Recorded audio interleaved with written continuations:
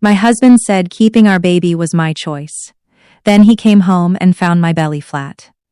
When I was 9 months pregnant, my husband placed a leather folder beside my ultrasound photographs and told me we would split every expense 50-50 from that day forward.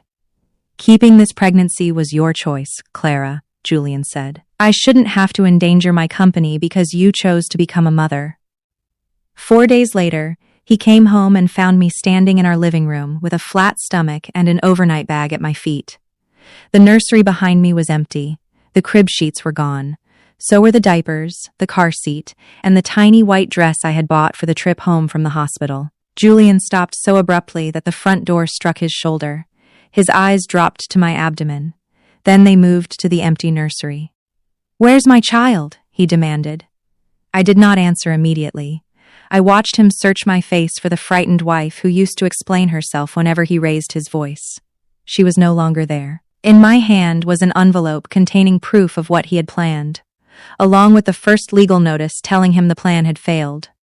Julian believed he had come home to claim his daughter. He did not yet understand that I had spent the previous 4 days surviving an emergency surgery, protecting our baby, and learning why he had suddenly become so interested in separating our finances. His 50-50 proposal had never been about fairness. It had been the opening move in a plan to make his failure my debt. And before that afternoon ended, Julian was going to lose the signature that could save his company, the wife who had once trusted him, and the family he had treated like an expense. 4 days earlier, I had been sitting beneath the white lights of a maternal-fetal medicine office in downtown Chicago, trying not to panic over the image on the monitor. The technician had gone quiet while measuring the blood flow through the umbilical cord. Silence from a medical professional has a particular weight. It fills every corner of the room before anyone says a word. Dr. Patel came in a few minutes later and pulled her stool close to the examination table. "The cord is looped twice around the baby's neck," she said. "That does not automatically mean an emergency, but her heart rate dipped twice during monitoring. I want you close to the hospital, resting, and paying attention to movement. If the contractions become regular, if your water breaks, or if she moves less, you call us immediately." I nodded and placed both hands over my belly. Our daughter pushed one foot against my palm, as though objecting to being discussed. Julian stood near the window, answering messages on his phone. "Did you hear her?" I asked. He looked up. "Yes. Close monitoring. And possible emergency delivery." His phone buzzed again. He silenced it, but not before I saw the name Vanessa Cole on the screen. I knew only that she had once dated him and now arranged private financing for real estate projects. At that moment, her name mattered less to me than the fact that Julian had looked at it 3 times while our daughter's heart rate was dropping. Dr. Patel handed me a printed report and reminded Julian that I should not be alone. He gave her the polished smile he used with investors. "Of course," he said. We had barely reached the corridor before he guided me toward a row of chairs and set a leather folder beside me. "There's something we need to settle before the birth." I thought he meant the hospital bag or the person who would drive us if labor started during rush hour. Instead, he opened the folder to a post-nuptial agreement. Colored tabs marked the signature lines. "From now on, we divide personal expenses equally," he said. "Your appointments, your deductible, your postpartum care, the nanny. Anything related to your decision to keep the baby." For a second, the hospital corridor seemed to tilt. "My decision?" Julian exhaled as if I were forcing him to repeat a reasonable point. "I told you last winter that the timing was bad. You said you wanted to continue the pregnancy. I didn't stop you." "You didn't stop me." I heard the words come out slowly. "That is how you describe your daughter?" "Don't make this emotional." Around us, a man helped his pregnant wife into her coat. Another carried 2 cups of water and a handbag while his partner scheduled her next appointment. I watched those ordinary acts of care and felt more exposed than if Julian had shouted. "The doctor just told us the cord is around her neck twice. And she also said it might be fine." He tapped the folder. "My company is restructuring. I need clean boundaries between business and household liabilities. This protects both of us." "Then why does it make my medical care my separate expense?" His jaw tightened. "Because keeping the pregnancy was your choice." There it was again, delivered without anger. That made it worse. Cruelty spoken calmly is not an accident. It is a conclusion. I looked down at the agreement. Has a lawyer reviewed this for me? My attorney drafted it. That wasn't my question. He closed the folder. You have until tomorrow night. I need it signed before the baby comes. Why the urgency? For the briefest moment, fear moved across his face. Then the expression disappeared. Because responsible adults plan ahead. His phone buzzed again. He glanced at the screen. I have a meeting. Take a cab home. Dr. Patel said I shouldn't be alone. Eleanor is coming by. Your mother is not the same as my husband. Julian stepped closer and lowered his voice. Please don't create a scene in a hospital. Then he walked away. I sat with the folder across my knees and watched his navy coat disappear into the elevator. I did not cry. My daughter moved beneath my ribs, and I counted every kick the way Dr. Patel had taught me. 1, 2, 3. By the 6th movement, I could breathe again. I called my best friend, Audrey Grant. Audrey and I had been friends since college. She lived 20 minutes away, knew more about my marriage than anyone, and had never liked the way Julian made affection sound like a reward I needed to earn. She answered on the second ring. How was the scan? I looked at the folder. Can you pick me up? Her tone changed immediately. Where are you? The hospital. I'm leaving now. She did not ask whether Julian was busy. She did not tell me I was overreacting. 30 minutes later, she came through the lobby doors in sneakers and a camel coat, took one look at my face, and sat beside me. I handed her the report first, then the agreement. Audrey read the marked pages in silence.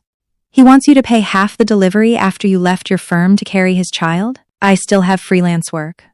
That isn't the point. She turned another page. Why does this say you acknowledge receiving a full disclosure of his debts? Did he give you one? No. Then you are not signing this. I know. It was the first time I said it aloud, and the certainty surprised me. On the drive home, I called a family attorney Audrey trusted. Her name was Lena Ortiz. I explained that I was 9 months pregnant and had been given a post-nuptial agreement with a 24-hour deadline. Do not sign anything, Lena said. Do not authorize anyone to sign for you. Photograph every page, send it to me, and secure your personal identification and financial accounts. We can discuss everything else after I review the document. Her instructions were simple. They gave me something solid to stand on. Our condo occupied the 23rd floor of a glass building overlooking the river. When Julian bought it 2 years before our marriage, I mistook its size for security. That afternoon, it felt like a beautifully furnished place where I had no ally.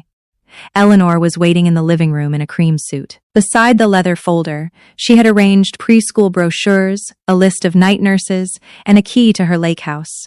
Our daughter had not taken her first breath, and my mother-in-law had already designed a life that barely included me. Julian says the appointment went well, she said. The cord is wrapped around the baby's neck twice. Eleanor frowned, not with concern but disapproval. You need to stop frightening yourself. Women have delivered children under worse conditions for thousands of years. Audrey placed my hospital bag beside the sofa. And many women died because their risks were dismissed. Eleanor looked her up and down. This is a family matter. Then perhaps the family should act like Clara matters. I touched Audrey's arm before the argument could grow. I was too tired to referee people who should not have needed instructions in basic kindness. Eleanor's gaze moved to the leather folder. Good. Julian gave you the papers. You knew about them? He told me he was putting sensible protections in place. His company cannot be exposed every time you decide the baby needs something expensive. The baby needs a safe delivery. And you have insurance? She waved one hand. Sign the agreement tonight so Julian can concentrate on his work. Audrey made a small sound of disbelief. I looked directly at Eleanor. My lawyer will review it. Her expression hardened. Why do you need a separate lawyer if you trust your husband? Why does my husband need my signature by tomorrow if he trusts me? The silence that followed was useful. It told me I had asked the right question. Eleanor did not gather her things. Instead, she pushed the lake house key toward me. After the first month, the baby can stay with me during the week, she said. A night nurse will establish a proper schedule. You can recover, and Julian can concentrate on the company. For a moment, I thought I had misunderstood her. You expect my newborn to live at your house? You can visit whenever you like. Audrey stared at her. Did you just tell a pregnant woman she can visit her own child? Eleanor's face tightened. I am offering practical help. No, I said. My daughter stays with me, and I will not sign anything until my lawyer has reviewed it. Julian is carrying a level of responsibility you do not understand. Do not make his life harder at the worst possible time. What happens at his company if I refuse? Raw fear crossed her face before she concealed it. She took back the key and stood. Ask your husband, she said. That was the only answer I needed to know. She had not come to discuss the baby. She had come for my signature. Then she left. Audrey waited until the door closed. She knows something. Yes. Do you want me to stay? I wanted to say no out of habit. I had spent 3 years making Julian's neglect look smaller so other people would not judge my marriage. That afternoon, the instinct finally felt more exhausting than the truth. Please. Audrey stayed. While Audrey made soup, I photographed the agreement and sent it to Lena. On her instructions, I moved my passport, social security card, bank records, and the deed to the small apartment I had owned before marriage into my overnight bag. The tenant's lease ended that week, so I told the property manager not to renew it. Lena found the trap quickly. The agreement made me acknowledge Julian's debts without disclosing them. She had me check and freeze my credit in the same call. 2 unfamiliar commercial lenders had already made hard inquiries. If Julian brings you a guarantee, a consent form, or a power of attorney, do not touch a pen, she said. Send it to me. I froze my credit before we ended the call. The process took less than 10 minutes. Later, I learned that those 10 minutes had kept a $5 million failure from attaching itself to my name. Julian came home after 9. Audrey had gone to the guest room, and I was at the dining table with the unsigned agreement in front of me. He removed his coat, saw the folder, and loosened his tie. You signed? My attorney is reviewing it. He became completely still. You hired an attorney? Yes. After one conversation? After my husband handed me a legal contract in a hospital and gave me 1 day to sign it. He pulled out the chair opposite mine. Clara, lawyers turn manageable issues into wars. Then why did you use one? His mouth tightened. Mine understands the company, which is exactly why I need someone who understands my interests. He leaned back and studied me. For most of our marriage, Julian could end a disagreement by withdrawing warmth. I would pursue him, soften my language, and work until the room felt normal again. This time, I let the silence remain his problem. Did Audrey put you up to this? He asked. No. Your friends have always resented what we built. Audrey drove me home because you left your high-risk pregnant wife at the hospital. He looked toward the guest room and lowered his voice. I had an urgent meeting with a lender. What lender? A business lender. How much does your company owe? His answer came too quickly. Nothing we cannot manage. That is not a number. He stood. I am not discussing confidential company finances with an audience in the next room. Then discuss them with me tomorrow morning. Just sign the agreement, Clara. No. The word landed between us. Julian stared as if I had spoken in a language he did not recognize. What did you say? I said no. He picked up the folder. You are hormonal, exhausted, and letting other people frighten you. We will talk tomorrow when you are rational. He walked into his study and locked the door. I sat at the table with my hand on my belly. My daughter shifted, then became still again. I waited for another movement. Nothing. I drank cold water, lay on my left side, and began counting. One movement came after 7 minutes. Another came 6 minutes later. Slower than usual, but present. I called the hospital. The nurse told me to continue monitoring and come in immediately if the pattern weakened. At midnight, Audrey found me awake on the sofa. You said no to him, she said. I did. She sat beside me. How did it feel? Like opening a door I should have opened months ago. The next morning, Julian left before I woke. A message waited on my phone. The documents need to be completed by 5. Stop involving strangers in our marriage. I sent the message to Lena and did not respond. Audrey made breakfast while I packed a second bag for the baby. She would keep it in her car, drive me if labor began, and take us to her house after discharge if the condo was no longer safe. It felt dramatic until I remembered that Julian had walked away after hearing the words fetal distress. Then it felt necessary. At 11, Lena identified the inquiries as Bridgepoint Capital and Great Lakes Commercial Bank, both commercial real estate lenders. She sent written notices that I had authorized no application and told me not to confront Julian until we knew what he had submitted. Audrey wanted me to leave immediately. I agreed. But first I needed my insurance card and the remaining financial records involving my name. Julian kept household insurance records in a cabinet in his study. The door was no longer locked. He must have rushed that morning and forgotten. I searched for our health policy first. In the top drawer, beneath a stack of property brochures, I found a closing checklist from Bridgepoint Capital. The heading read, Lakefront Commons Rescue Facility. Loan amount, $4,850,000. Borrower, Bennett Urban Holdings. Personal guarantor, Julian Bennett. Additional guarantor, Clara Bennett. My name looked unreal on the page.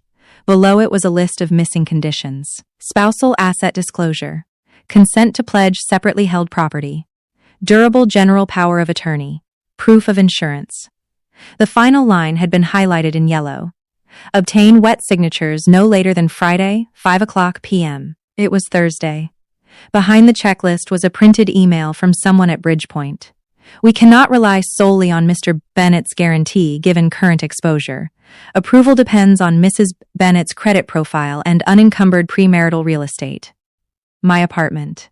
The one thing I owned before Julian.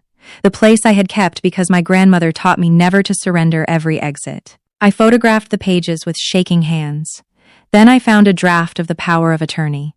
It appointed Julian to borrow, mortgage, pledge, transfer, and execute documents on my behalf. My full legal name appeared on every page. So did my home address, date of birth, and social security number.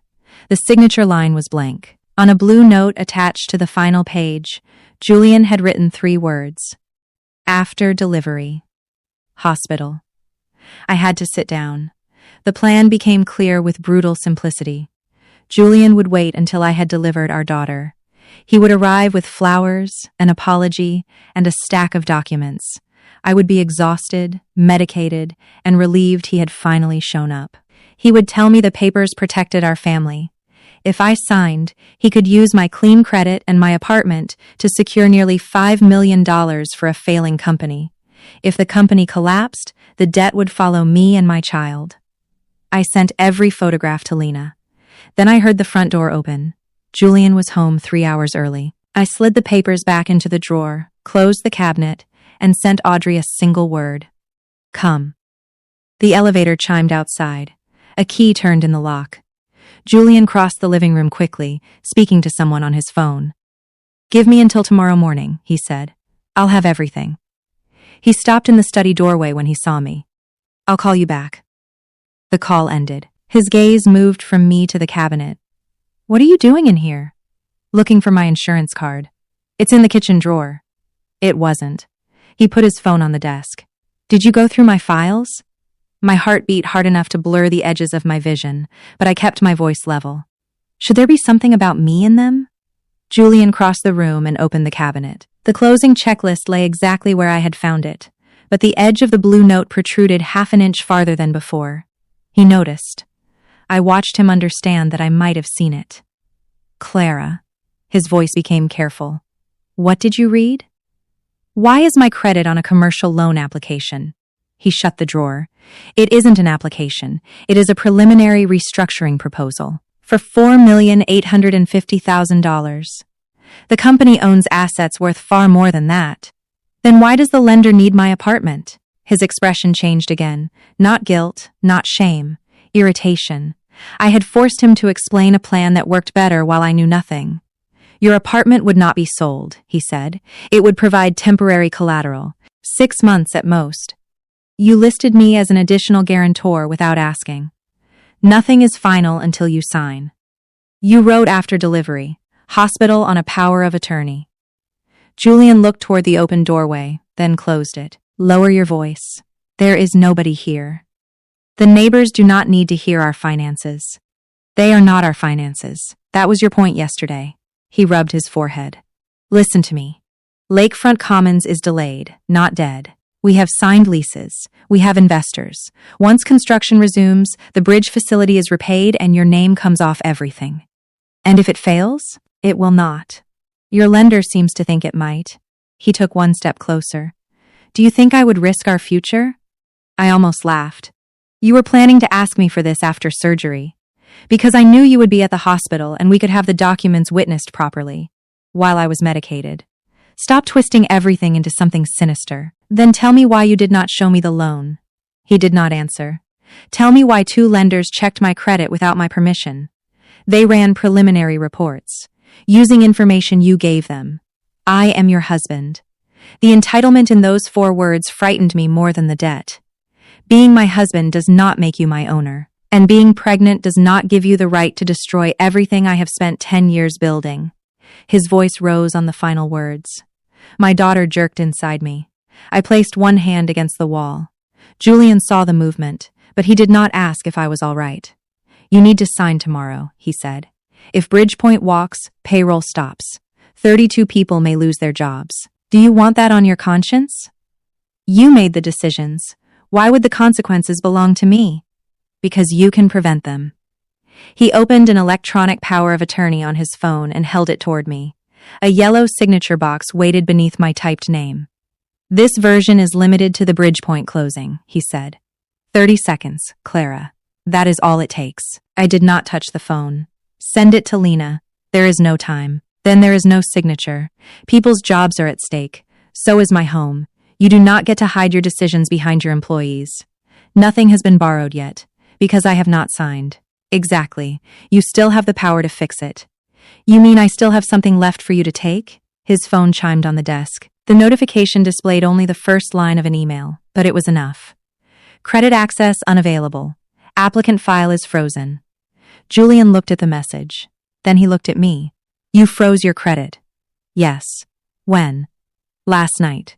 He moved away as if distance might change the answer. Do you understand what you have done? I stopped people from borrowing in my name without permission. Bridgepoint will think I lied. Did you tell them I had agreed? He said nothing. Did you? I told them spousal consent was expected. Based on what? Based on our marriage. Marriage is not blanket consent. Unfreeze it, he said. No. Clara, this is not a request. I almost did not recognize the calm that came over me. It has always been a request. You were simply counting on me not knowing that. For several seconds, we stared at each other across the desk. Julian had greater income, more business experience, and a mother who treated his ambition like a family religion. None of those things gave him legal ownership of my yes. Our daughter will have no security if my company collapses. She will have me. The words came without planning. Julian went quiet. The doorbell rang. Audrey entered with a small suitcase and walked directly toward me. She glanced from my face to Julian's. Are you ready? Julian blocked the study doorway. Ready for what? Clara is staying with me tonight. This does not concern you. It concerned me when I drove your wife home from a high-risk appointment. Audrey, I said, the bag is in the bedroom. She nodded and went to get it. Julian lowered his voice. If you walk out now, Bridgepoint will treat it as a refusal. It is a refusal. You are making a decision you do not understand. No, Julian. I finally understand the decision. Pain tightened low across my abdomen.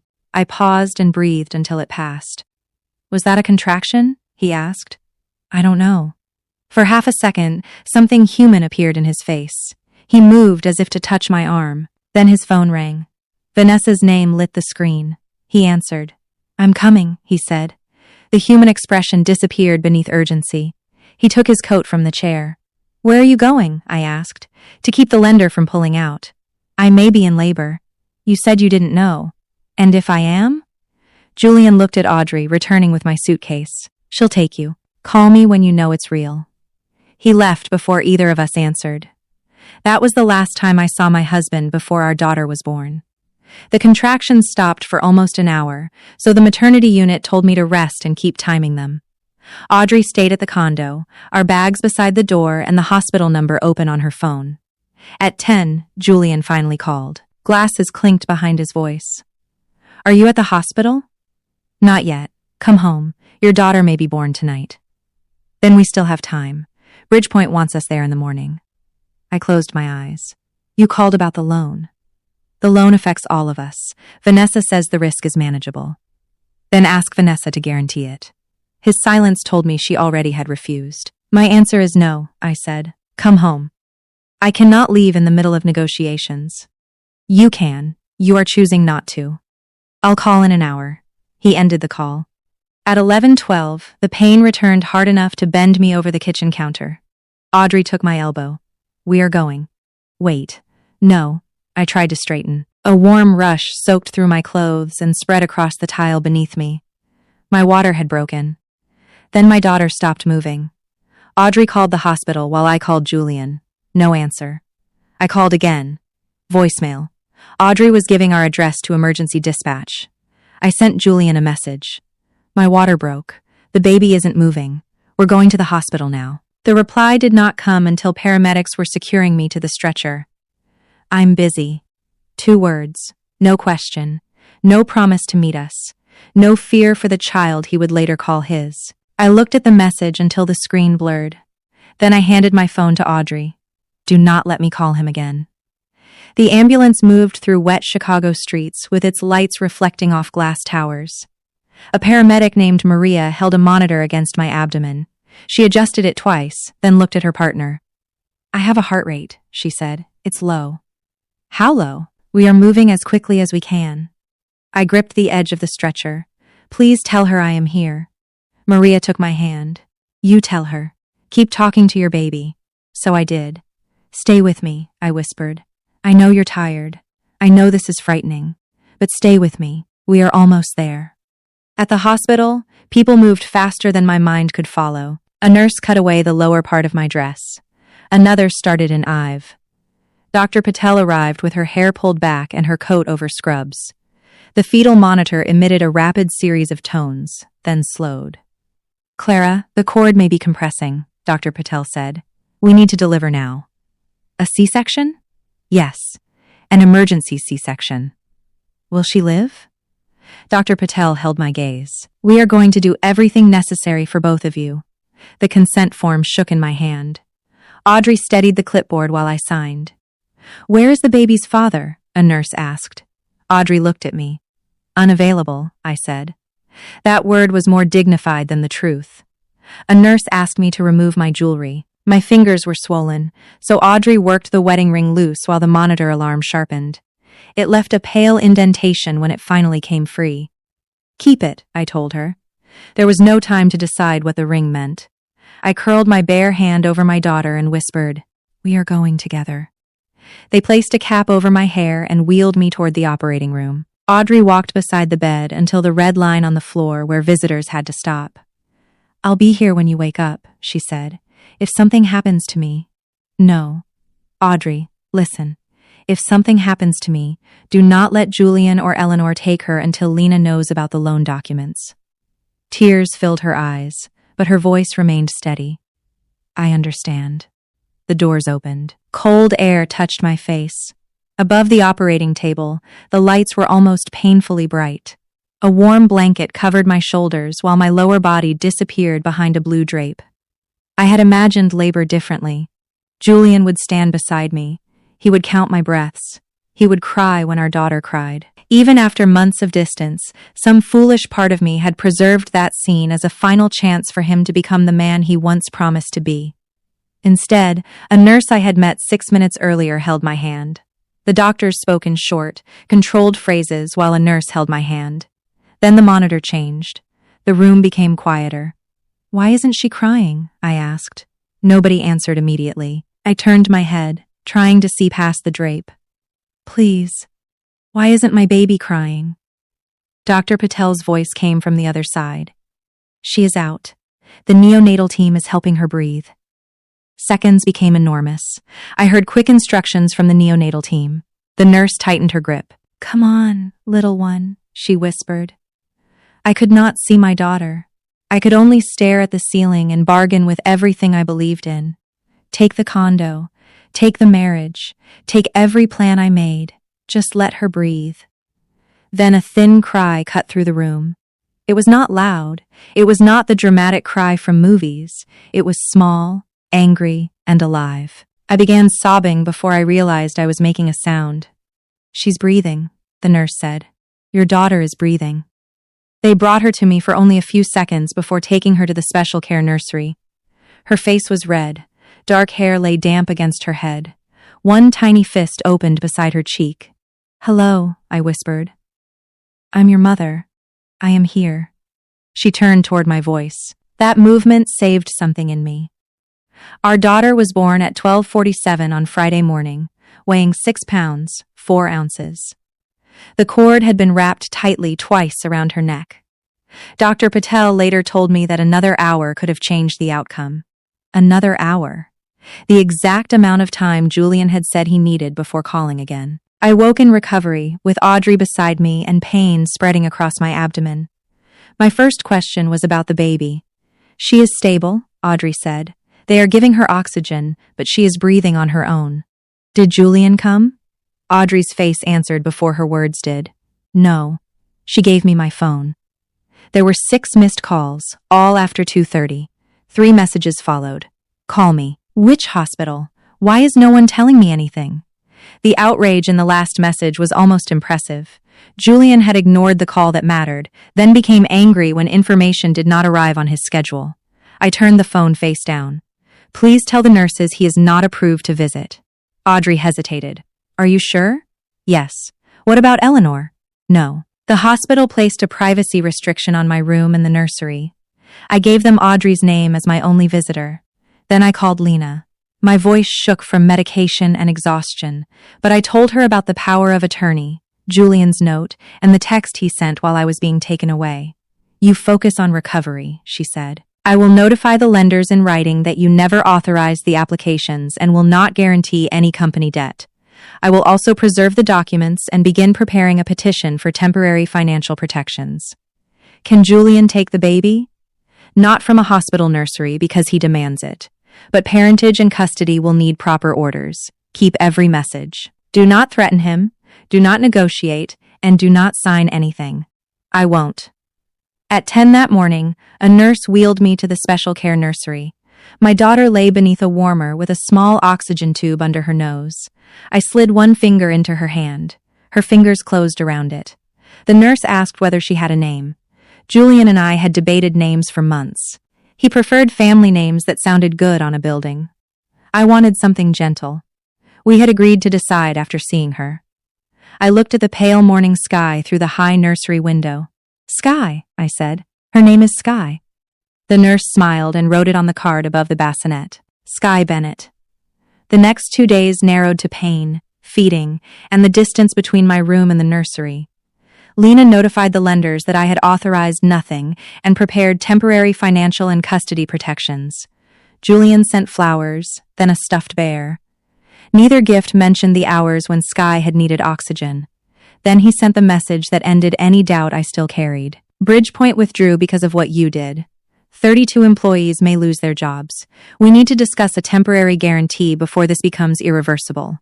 Not, 'How is Sky?' Not, 'Are you in pain?' Not, 'I am sorry I was not there.' The loan." I forwarded the message to Lena and blocked his number for the night. By Sunday morning, Sky no longer needed oxygen. Dr. Patel told me we could probably go home Monday if both our tests remained stable. Audrey sat beside my bed folding newborn clothes. "Home means my house," she said. "First I need to go to the condo." "Why?" "My laptop, client files, and the rest of Sky's things are there, and I need Julian to hear from me that the marriage is over." "That can happen through lawyers." "The divorce can. This part cannot." Audrey studied me for a moment. "Then you are not going alone." We made a plan. On Monday afternoon, after discharge, Audrey would take Sky to her house with her sister, who was a pediatric nurse. I would go to the condo with Lena's paralegal waiting downstairs and retrieve the remaining essentials. Building security would be notified. I would stay no longer than 30 minutes. I did not expect Julian to arrive during that window. But he did. 4 days after he told me the pregnancy was my choice, I stood in our living room wearing a loose black dress over my incision. My belly was no longer round. It was tender, bandaged, and hidden beneath fabric. My hospital bracelet remained around my wrist. The nursery was empty because Audrey had already loaded the crib sheets, diapers, car seat, bassinet, and clothes into her SUV. I set my overnight bag beside the door and picked up the envelope Lena had prepared. The lock turned. Julian entered while speaking into his phone. "I am at home now. You'll find the original documents and—" He saw me. The phone lowered. His eyes moved to my stomach, then to the empty nursery. "I'll call you back." He ended the call and took one step toward me. "Where's my child?" I tightened my grip on the envelope. "She is safe." "Where?" "With Audrey." "You took my daughter out of the hospital without telling me?" "I took my daughter home with the person who answered when I went into labor." His face flushed. "I was handling an emergency." "So was I. I came to the hospital Friday morning. They would not let me upstairs because I restricted visitors. You had no right. I had just survived emergency surgery after you ignored my calls." "I did not ignore you. I was in a meeting with my phone silenced." You replied, "I'm busy." The words stopped him. I took out my phone and showed him the message. "At 11:26, I told you my water had broken and the baby was not moving. At 11:32, you answered. 2 words. Do you want to see the ambulance record? The surgical record? The time the neonatal team began helping her breathe?" Helping her breathe? At last, real fear entered his face. The cord was tight around her neck. She did not cry when they delivered her. Julian reached for the wall. "Is she all right?" "She is alive. She is stable. She is beautiful." His eyes filled, but grief could not revise his choices. "I need to see her. Not today. Clara, I am her father. You called her my choice until you thought she was missing. I said something cruel because I was under pressure. You repeated it. You put it into a legal agreement. You assigned half the cost of her birth to me, then tried to put all the risk of your company on my name." His attention shifted to the envelope. "What is that?" "The power of attorney you planned to put in front of me after surgery. The loan application carrying my name. Proof that you chose the hospital because you expected me to be exhausted. And legal notice that I will not guarantee your debt. You filed against me?" "I protected myself.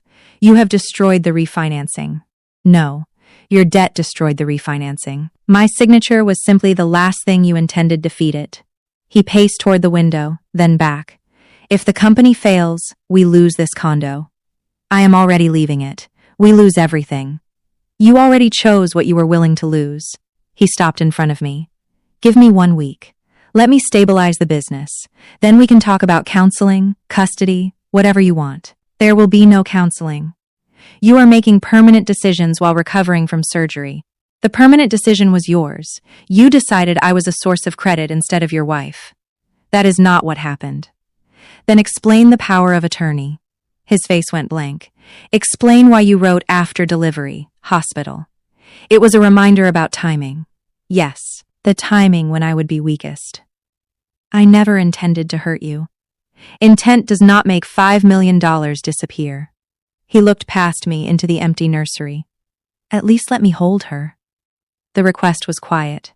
For one painful second, I saw the man who had once rested his cheek against my stomach and smiled when Sky kicked. Then I remembered the operating room ceiling and the silence before her cry. "No," he flinched. "You can request a safe visitation arrangement through the attorneys. Until then, you will not come near Audrey's home. You cannot keep my child from me because you are angry.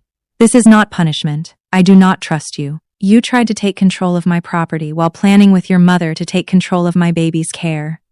Trust will require evidence, not tears." He wiped his face quickly, as if ashamed I had seen emotion. "My mother was trying to help.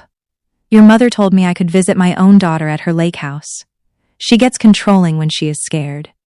"And you get fraudulent?" His expression hardened. "Be careful what you accuse me of. Be careful what you submitted in my name." We stood facing each other in the home we had chosen together. The river shone beyond the glass. The dining table still held one of Eleanor's school brochures. Nothing in the room looked broken, but the life inside it had ended. I slid the envelope onto the table. "Lena will contact your attorney about the divorce. Clara, I came here to collect our things and tell you myself. I have done both." I lifted the overnight bag. Pain pulled across my incision, and I winced. Julian noticed. Let me carry that. No. You just had surgery. I know. I was there. I walked to the door. Behind me, his voice broke. Please tell me her name. I paused. Sky. Sky, he repeated. I opened the door. When can I see her? When a judge and a child specialist agree on conditions that keep her safe. Then I left Julian standing between the empty nursery and the loan papers he had valued more than the night his daughter was born. At Audrey's house, Sky was asleep in a bassinet beside the sofa. Her sister had checked her breathing twice and written feeding times on the same yellow pad Audrey had used to record my contractions. I lowered myself into an armchair and watched my daughter's chest rise. That small movement mattered more than every message waiting on my phone. Audrey brought me water and pain medication. How did it go? He asked where his child was. His child. That was the word he used. Did he apologize? He explained. Audrey understood the difference. My phone rang from an unknown number. I nearly ignored it, but Lena had warned me not to block potential witnesses connected to the loan. I answered. Clara? A woman said. This is Vanessa Cole.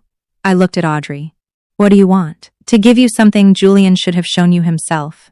If this is about the loan, my attorney has already notified Bridgepoint. I know. The bank called me because Julian listed one of my funds as secondary financing. I never agreed to that. Why were you meeting him? Vanessa was silent for a beat. Because he asked me for money. He told me the marriage was ending, that you wanted nothing to do with the company, and that you had already agreed to use your apartment as collateral. The words hurt, though not in the way they once might have. I was no longer afraid of losing Julian to Vanessa. I was hearing how he had converted our marriage into a story he could sell to a lender.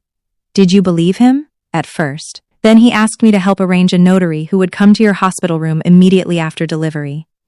My fingers tightened around the phone. Why would you agree to that? I did not. I told him I would not participate unless I spoke with you privately. He became angry. That is when I started saving everything. Everything? Emails, drafts, and a voice message. I sent them to the address your attorney gave Bridgepoint. I looked at Sky. Why help me? Vanessa's answer was direct. Because he was planning to use your credit. Whatever history Julian and I have, I will not help a man put $5 million on a woman recovering from childbirth. She did not ask for forgiveness or friendship. She said she had forwarded every document Julian sent while asking her to finance the rescue loan, then ended the call. 20 minutes later, Lena opened the files with me over a secure call. The first email was from Julian to Vanessa, dated 3 weeks earlier. Clara's score is over 800, and the apartment is unencumbered. Once the POA is signed, Bridgepoint can close without requiring her attendance. The second included the blank power of attorney, identical to the one in his study. The third was worse. She is due any day. I can handle the signature at the hospital when she is focused on the baby. Just keep the facility alive until Friday. The underwriting packet supplied the rest. Julian had sent Bridgepoint a joint financial statement listing my savings, design income, and premarital apartment as resources available to his company. A signature resembling mine appeared at the bottom. It was close enough to pass at a glance and wrong enough that I recognized the forgery immediately. Julian had copied it from one of my client contracts and joined 2 letters I always wrote separately. Another page showed more than $7 million in business and contractor debt. A 1-page cash flow summary revealed why he needed me. Without my credit score and unencumbered apartment, the rescue loan did not qualify. No second witness was necessary. Julian's own financing package connected every part of the plan. His failing project, my property, the false signature, the power of attorney, and the hospital deadline. Then I played the voice message. Julian sounded impatient. She won't read 40 pages after a C-section, Vanessa. I'll tell her they are insurance and guardianship forms. I know my wife. The recording lasted 11 seconds. 11 seconds were enough to end every argument he could make about misunderstanding or good intentions. He knew exactly when he wanted my signature. He knew exactly how he intended to get it, and he was wrong about knowing his wife. Lena's voice cut in. Do not send these files to Julian. Do not post them, threaten him with them, or discuss them with Eleanor. Bridgepoint's counsel is preserving the originals. Can they still close the loan?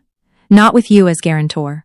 More importantly, the bank is reviewing whether Julian made material misrepresentations in the application. What happens next? The bank decides what to do with its loan. The board decides what to do with Julian. Our job is narrower. Keep his debt away from you and keep Sky safe. Now rest. Rest sounded simple when other people said it. In practice, my body hurt, my milk had barely come in, and every time Sky slept longer than 20 minutes, I leaned over the bassinet to make sure she was breathing. At 2 a.m, I woke to a soft cry. I lifted her carefully, protecting my incision, and carried her to the chair near the window. The street below was quiet. Audrey's guest room smelled like baby soap and clean cotton. Sky opened her eyes while she fed. I traced the curve of her cheek and understood that leaving Julian did not make me fearless. I was terrified of raising a child alone. I was afraid of legal bills, sleep deprivation, and the work I had postponed.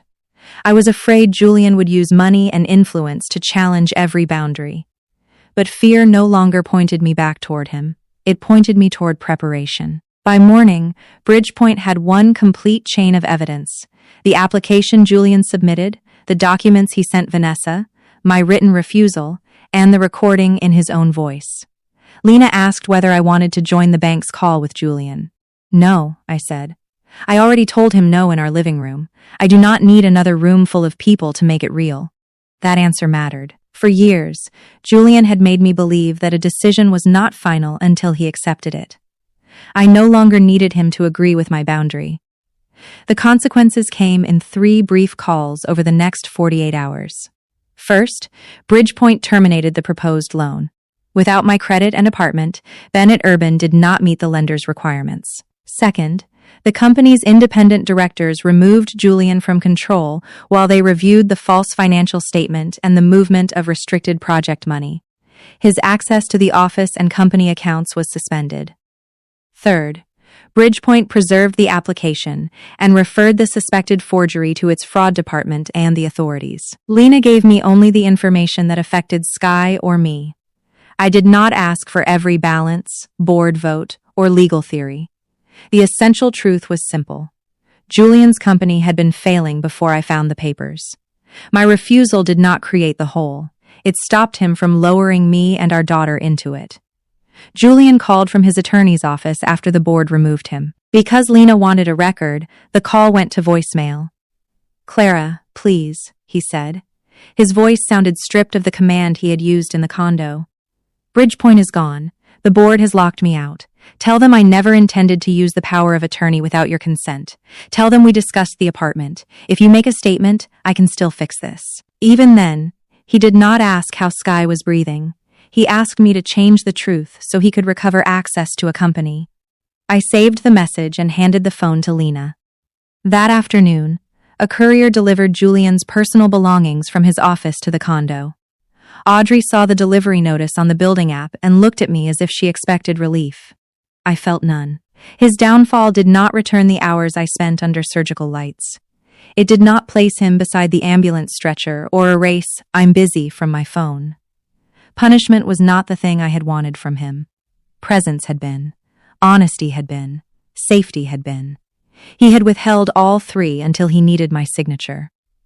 I sat beside Sky's bassinet while rain touched the guest room window. Her breathing was soft, and even now, without the oxygen tube, I placed 2 fingers against her tiny chest and felt it rise.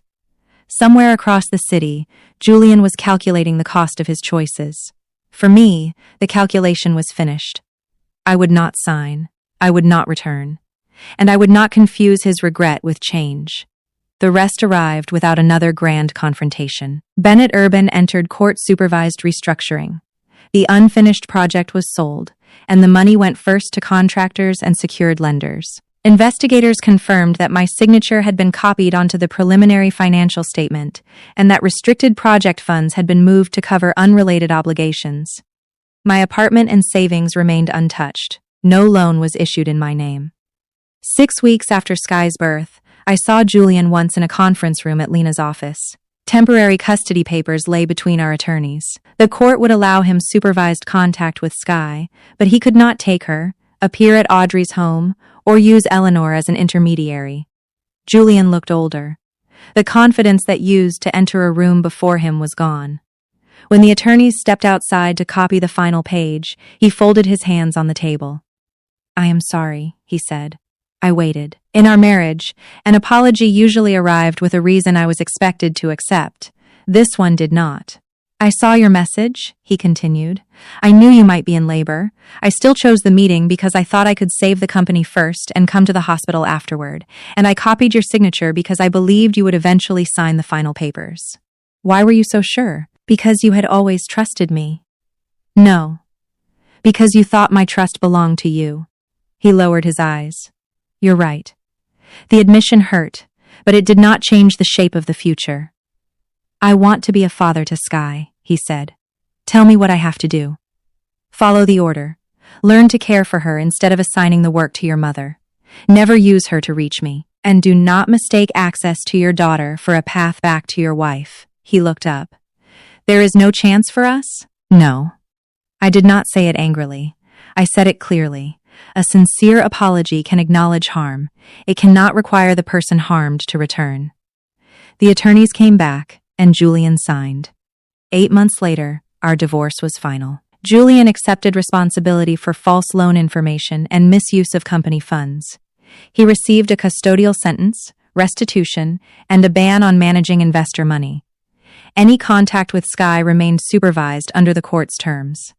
Eleanor received no independent access.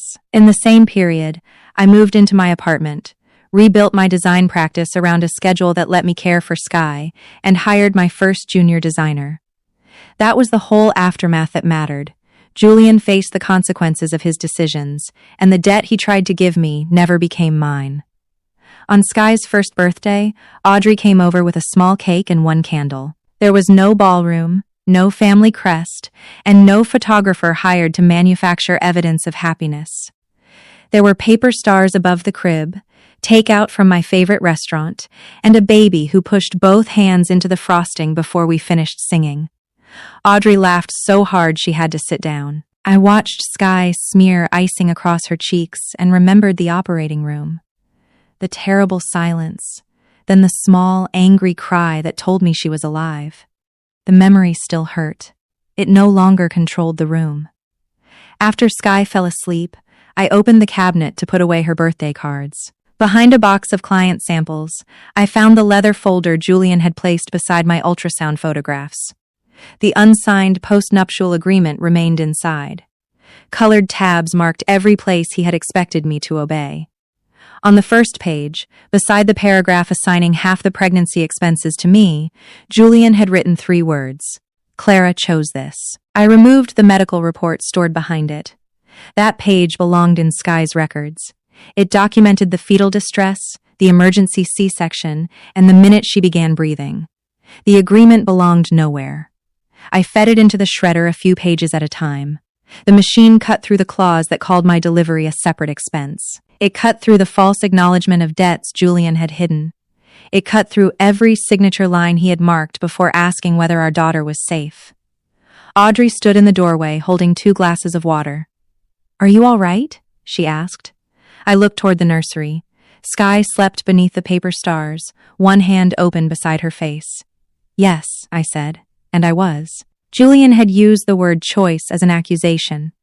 He believed that because I chose to continue the pregnancy, every burden belonged to me and every sacrifice became optional for him. But the choice that changed my life was not simply keeping my daughter. It was believing the evidence when the man I loved asked me to ignore it. It was understanding that marriage did not turn consent into property. It was refusing to let his emergency become my debt. And when Julian came home, saw that my belly was flat, and demanded to know where his child was, I gave him the only answer that mattered: somewhere safe.